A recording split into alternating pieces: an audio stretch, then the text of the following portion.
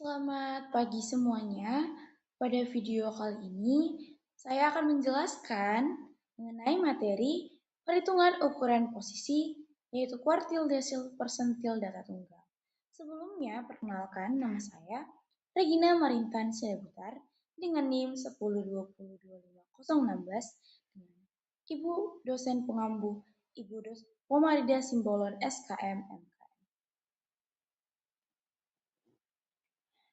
Terlebih dahulu kita harus mengetahui apa itu kuartil. Nah, kuartil merupakan ukuran letak yang membagi suatu kelompok data menjadi 4 ke 3 bagian yang sama besar. 3 nilai yaitu K1, K2, K3 ataupun kuartil 1, kuartil 2, kuartil 3 membagi variabel menjadi 4 bagian. Jadi 25% nilai terendah terletak di atas kuartil ketiga, kuartil kedua, K2 yang merupakan median terletak di antara kuartil pertama dan ketiga.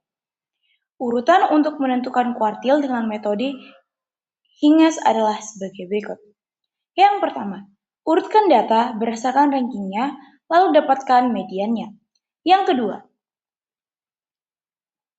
pisahkan kumpulan data menjadi 2 kelompok berdasarkan mediannya, kelompok rendah dan kelompok tinggi.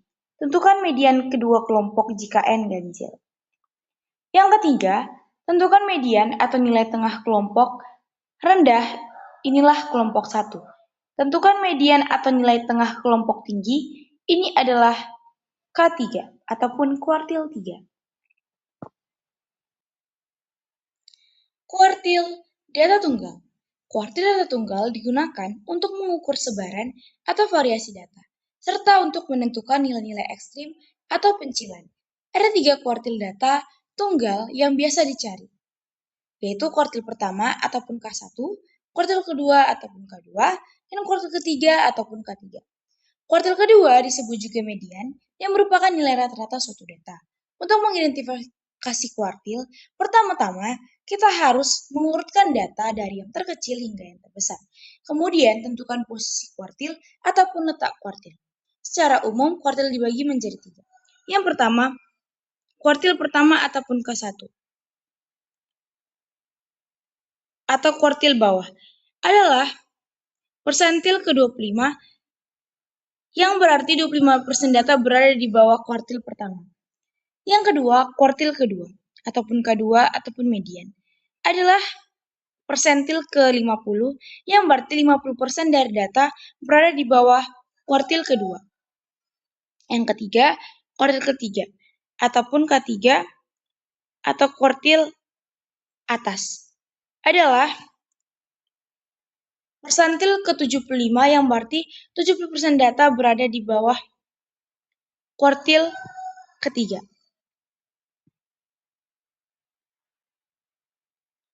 Nah, untuk menentukan nilai kuartil dapat dilakukan juga dengan langkah sebagai berikut. Yang pertama, mengurutkan data ataupun array dari yang terkecil sampai yang terbesar. Yang kedua, menentukan letak kuartil. Yang ketiga, menentukan nilai kuartil. Ada 2 macam cara yang digunakan dalam menentukan kuartil, yaitu untuk data tunggal dan juga data kelompok. Tapi pada materi kali ini kita membahas tentang kuartil data tunggal. Maka letak kuartil data tunggal ditentukan dengan rumus K1 sama dengan 1/4 kali N tambah 1, K2 sama dengan 2/4 kali N tambah 1, K3 sama dengan 3/4 kali N tambah 1. Lalu kita ke materi desil. Apa sih itu desil? Desil adalah bilangan yang dapat dianggap untuk membagi data yang diurutkan berdasarkan besarannya, dari yang terkecil hingga yang terbesar, menjadi 10 subkelompok dengan bilangan yang sama. Desil adalah suatu titik atau nilai yang pembagi seluruh distribusi frekuensi data yang kita pelajari menjadi 10 bagian yang sama besar, yang masing-masing bagiannya adalah 1/10 N. Jadi di sini terdapat sampel sampai dengan 9 koma desimal, di mana 9 koma desimal membagi seluruh distribusi frekuensi menjadi 10 bagian yang sama. Desil data tunggal Ada beberapa rumus yang digunakan untuk menghitung desil. Namun, cara yang digunakan termasuk yang paling sederhana, yang artinya setiap desil dihitung dengan cara menambahkan 1 pada jumlah data dalam populasi, kemudian membagi angka tersebut dengan 10 dan terakhir dengan mengalihkan hasilnya dengan pangkat desil, yaitu 1 untuk D1, 2 untuk D2, 9 untuk D9. Ada beberapa langkah dalam menentukan posisi desil, yaitu yang pertama, tentukan jumlah data dari banyaknya sampel ataupun N. Yang kedua, mengurutkan semua data dari yang terendah sampai yang tertinggi. Yang ketiga, menentukan nilainya dengan menambahkan 1 ke jumlah data dalam populasi. Kemudian, bagi penjumlahan dengan 10 dan akhirnya kalikan hasilnya dengan pangkat desil. Letak desil data tunggal ditentukan dengan rumus letak desil yang pertama, desil pertama sama dengan 1/10 kali N tambah 1, letak desil kedua ataupun D2, 2/10 kali N tambah 1, letak desil ke-6 ataupun desil ke-6, 6 kali 10 per N tambah 1, letak desil ke-9 ataupun D9 sama dengan 9/10 kali N tambah 1. Persentil. Persentil adalah suatu ukuran atau nilai yang membagi seluruh distribusi frekuensi data menjadi 100 bagian yang sama. Persentil sering dilambangkan dengan P besar. Titik atau nilai yang membagi sebar data menjadi 100 bagian yang sama. Oleh karena itu, persentasinya sering disebut persen. Titik-titik yang membagi sebaran data menjadi 100 bagian sama besar adalah titik-titik P1, P2, P3, P4, sampai seterusnya. Sampai dengan P99. Sehingga kita mendapatkan 99 poin persentase yang membagi seluruh distribusi data menjadi sama dengan 100 bagian. Masing-masing bagian adalah 1/100N ataupun P ataupun 1%. Persentil data tunggal. Adapun cara menjadi persentil pada data tunggal dapat dilakukan dengan langkah sebagai berikut. Yang pertama, letak persentil pertama ataupun P1 sama dengan 100/100 kali N tambah 1. Yang kedua, letak persentil kelima ataupun P5 sama dengan 5/100 kali N tambah 1. Yang ketiga, letak persentil ke-30 ataupun P30 sama dengan 30/100 kali N tambah 1. Yang keempat, letak persentil 86 ataupun P86 sama dengan 86/100 kali N tambah 1. N yang dimaksud adalah jumlah data ataupun banyaknya data. Setelah kita membahas materi, kita masuk pada soal latihan. Yang pertama, diketahui data tunggal berikut. 12, 18, 25, 10, 30, 22, 15, 27, 35, 20, 17, 24, 28, 32, 14. Tentukan K3, D6, dan P38. A. K1 sama dengan 28, D8 sama dengan D6 sama dengan 24,6, P38 sama dengan 18,16. B. K3 sama dengan 27, D6 sama dengan 24, P38 sama dengan 17,5. C. K3 sama dengan 28, D6 sama dengan 24, P38 sama dengan 18,8. D. K3 sama dengan 30, D6 sama dengan 25, P38 sama dengan 19,2. E. K3 sama dengan 27, D6 sama dengan 25, P38 sama dengan 18,2.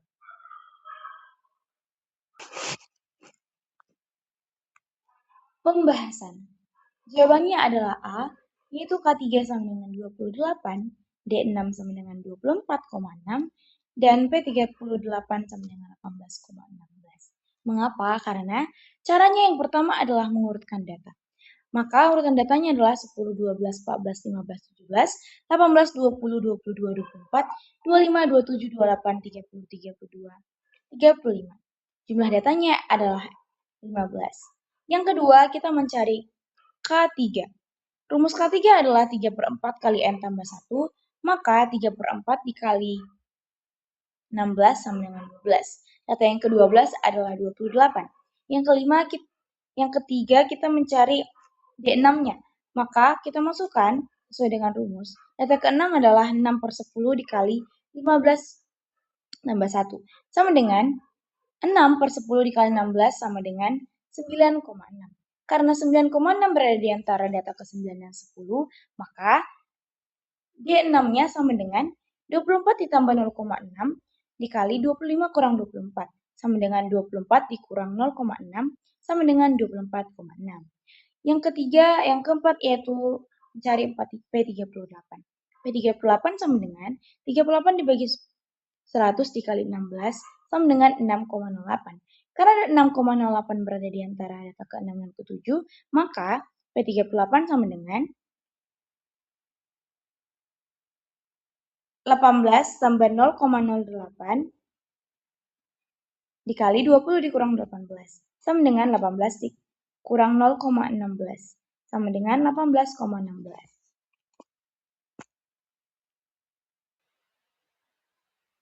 Soal latihan yang kedua, diketahui data tunggal berikut. 8, 12, 22, 15, 30, 18, 22, 10, 28, 35, 40, 16, 24, 52, 32. Tentukanlah K1, D7, dan juga P60. A. K1 sama dengan 15, D7 sama dengan 30, P50 sama dengan 25, P60. B. K1 sama dengan 15, D7 sama dengan 24,4, 28,4, P60 sama dengan 24,6. C. K1 sama dengan 14, D7 sama dengan 30, P60 sama dengan 25,4. D. K1 sama dengan 15, D7 sama dengan 29, P60 sama dengan 26. E. K1 sama dengan 16, D7 sama dengan 30, P60 sama dengan 27.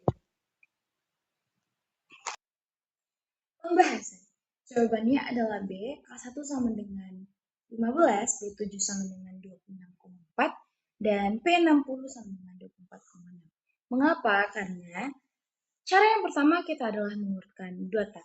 Maka data yang terurut adalah 8, 10, 12, 15, 16, 18, 20, 22, 24, 25, 28, 30, 32, 35, 40. Maka jumlah datanya adalah 15. Yang kedua kita mencari K1 sama dengan 1/4 kali N tambah 1 sama dengan 1/4 kali 16 sama dengan 4. Berada di antara data keempat, yaitu 15. Yang ketiga mencari D7 sama dengan 7 per 10 dikali 16 sama dengan 11,2. Karena 9,6 berada di antara data ke-11 dan ke-12, maka D7-nya adalah 28 ditambah 0,2 dikali 30 kurang 28. Maka sama dengan 28 ditambah 0,4. Sama dengan 28,4. Yang keempat kita mencari P50-nya, maka P60-nya maka 60 per 100 dikali 16 sama dengan 9,6. Karena 9,6 berada di antara data ke-9 dan ke-10, maka P60-nya sama dengan 24 ditambah 0,6 dikali 25 kurang 24. Sama dengan 24 tambah 0,6 sama dengan 24,6. Soal latihan yang ketiga, ketahui data berikut. 5, 9, 14, 18, 22, 27, 30, 35, 40, 45, 12, 16, 20, 25, 28. Tentukanlah K2, D3, dan juga P80. A. K2 sama dengan 22, D3 sama dengan 15, P80 sama dengan 35. B. K2 sama dengan 21, D3 sama dengan 15, P80 sama dengan 36. C. K2 sama dengan 22, D3 sama dengan 14, P80 sama dengan 36. D. K2 sama dengan 22, D3 sama dengan 15,6, P80 sama dengan 34. E. K2 sama dengan 23, D3 sama dengan 16, P80 sama dengan 38.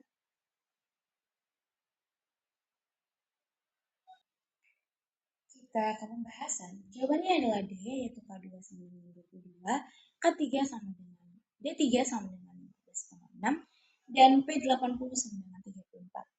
Pembahasannya, yang pertama kita mengurutkan data, maka didapatkan urutan datanya adalah 5, 9, 12, 14, 16, 18, 20, 22, 25, 27, 28, 30, 35, 40, 45. Jumlah datanya adalah 15. Kita mencari K2-nya sama dengan 2/4 kali N tambah 1 sama dengan 2/4 kali 16 sama dengan 8. Data ke-8 adalah 22. Yang ketiga, D3 sama dengan 3 per 10 kali 16 sama dengan 4,8. Karena 4 berada di antara karena 4,8 berada di antara data keempat dan kelima, maka D3-nya sama dengan 14 ditambah 0,8 dikali 16 kurang 14. Maka didapatkan sama dengan 14 ditambah 1,6 sama dengan 15,6. Yang keempat yaitu mencari 4P80 sama dengan 80 per 100 dikali 16 sama dengan 12,8. Karena 12,8 berada di antara data ke-12 dan juga ke-13, maka P80 sama dengan 30 ditambah 0,8 dikali 35 kurang 30. Maka didapatkan 30 ditambah 4 sama dengan 30. Tak terasa kita sudah sampai di ujung slide. Baiklah, sekian yang dapat saya sampaikan. Semoga apa yang saya sampaikan dapat dipahami dan dapat dijadikan pembelajaran. Sekian yang dapat saya sampaikan. Terima kasih.